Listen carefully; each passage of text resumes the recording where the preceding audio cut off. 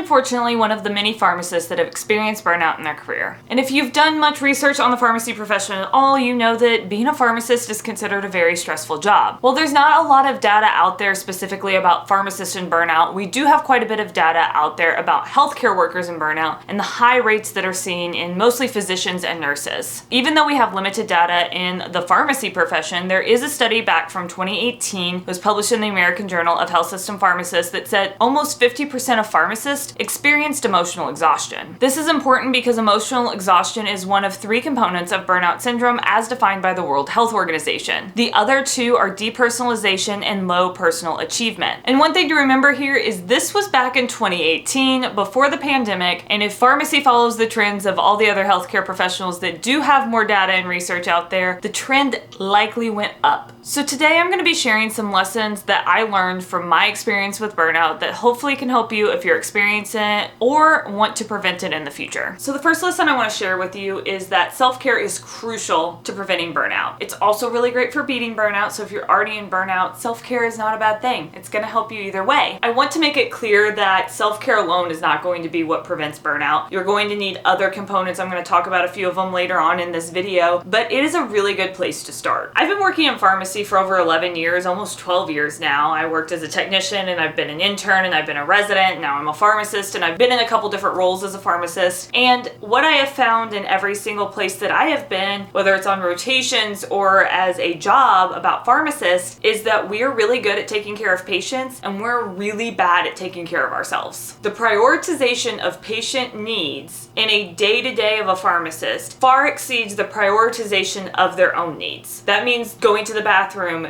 getting a lunch break, and many of the companies that pharmacists work for don't support this well-being either, or haven't in the past. We are seeing some change in that, but these basic self-care needs really do matter when it comes to burnout and preventing burnout. And I truly understand how hard this is, because when I was a resident, I was working really long hours. I was working 12 days on, I would get 2 days off, and usually during those 2 days, I was trying to catch up on some of the stuff that was just piling up as I was trying to trudge through that 12-day stretch. And especially at the beginning, when I didn't know how to manage my time well or wasn't prioritizing my self-care, I wasn't working out much, I was eating a lot of Chick-fil-A in our cafeteria. Yes, our cafeteria had Chick-fil-A, it was dangerous. And I wasn't sleeping nearly as much as I would have liked or needed to. And eventually that caught up to me. I experienced extreme burnout, and I got to the point that I was like, I have to change something, because I will not make it to the end of residency if I continue doing what I'm doing and stay on this path. I won't make it. I knew I wouldn't be successful as a resident. I physically didn't know if I could tolerate it, and I definitely knew it was not going to be safe for patients, and I care deeply about the patients that I take care of. I think it's an absolute honor that I get to take care of people's kids. I was a pediatric resident. I work in investigational drug service now, but I still take care of a lot of pediatric patients. And the fact that we as healthcare professionals who take care of pediatric patients have parents who are trusting their most valuable person in their life, their child. Just going back to that and thinking, I don't want to hurt somebody's kid because I'm burned out and exhausted and stressed, and I just can't focus the way I need to. Being a pharmacist is a very cognitive job. We have to be able to focus, and so I knew I just needed to change. So some of the things that I changed, and this is going to be different for everybody what self-care looks like, so don't think it has to look this way. I do have a guide that's free. I'll leave it linked below that is available to you. It's 100 different ideas for self-care that are easy and simple to do. So if you just don't know where to begin, this is a great place to start. When I didn't know what to do, I went back to something that had worked in the past. So when I was a student, I had done some kickboxing workouts and I really liked them. So I started doing that in the mornings before I went to work. Yes, that meant sometimes I was getting up at 4 something in the morning, and that sucked. I'm not going to pretend like it's not, because I am not a morning person. But I knew that I was always so exhausted at the end of the day, and sometimes I was coming home very, very late, and that was going to be how I was going to get a workout in, is if I did it first thing and made it a non-negotiable option. So I did that. I also started prioritizing my sleep more, making sure I was going to bed at a decent time, and even though I was getting up early in the morning, I was trying to get at least like 6 to 7 hours of sleep, which is more than I was getting some nights before, which is horrible. terrible. The other thing I did was making sure I took true time off. Those 2 days at the end of my 12-day stretch, I made sure to take time away from my house, away from my computer, to go enjoy the new city I was living in. I was from Missouri and I was living in Fort Worth, Texas. I had never really been there before. So trying to find some things to do that I actually enjoyed and would remember when I left. All in all, these things didn't take a lot of time. They weren't very difficult to implement. I did them one at a time. I didn't start out trying to do all three of these things at once, but I built it up to the point where this became a routine, this became a habit, and those small little changes made a huge impact on how I felt and how happy I was with my career choice. I won't pretend like I was like the happiest person alive or the happiest resident, but I wasn't to the point of being so cynical and being so tired and exhausted every single day. There were still exhausting weeks, there were still very difficult weeks, and I will not pretend like those did not exist, especially once the pandemic hit, because I was in residency during the pandemic and there were very difficult times. But my overall emotional headspace and my health was better when I implemented these changes. So today I use a lot of these self-care mechanisms to help prevent burnout. I consistently work out. I have found out workout classes is what works best for me now. I do my best to go to those every single week, go for walks. I also make sure I'm reading. I love to read, and I kind of got out of that habit in residency, which is not surprising because I was reading a lot of things for not fun. So it was hard to convince myself to read for fun. The biggest takeaway from this lesson that I hope you get is that self-care doesn't have to be complicated, but it just needs to be effective. The second lesson I learned about burnout is that you have to say no, and you have to mean it and follow through with it. I know that that's much easier said than done, but it is going to make a huge difference in your life if you say no with meaning and you say no to the things that really aren't going to serve you. People pleasing is a very normal response. We want people to be happy with us. We don't want to disappoint the people that we love and care about, but sometimes we just need to do that. I feel like this behavior stems from the fact that you are often told in pharmacy school that you need to say yes to every opportunity because that's how you learn and that's how you grow. And I'm not going to pretend like those opportunities that you take for leadership positions or to shadow or to take a job aren't beneficial, because they truly are, and I don't want you to say no to every single one of them. But what's going to happen is if you say yes to everything, you're not going to be able to give 100% to anything. Over time, this type of behavior is going to become unsustainable, and you're going to look at yourself and look at your to-do list and say, what the heck have I done? And you're going to want out, and it's going to be very difficult to get out. And while I do understand in pharmacy school and residency, and even in your job, there are certain things that you cannot say no to. There are things that you have to do in order to keep your job or get your grades right and finish residency. I know that. You can't say no to your major project. You can't say no to doing an exam. If you are somebody who instantly says yes to everything, I used to be that person. Now I take some time and say,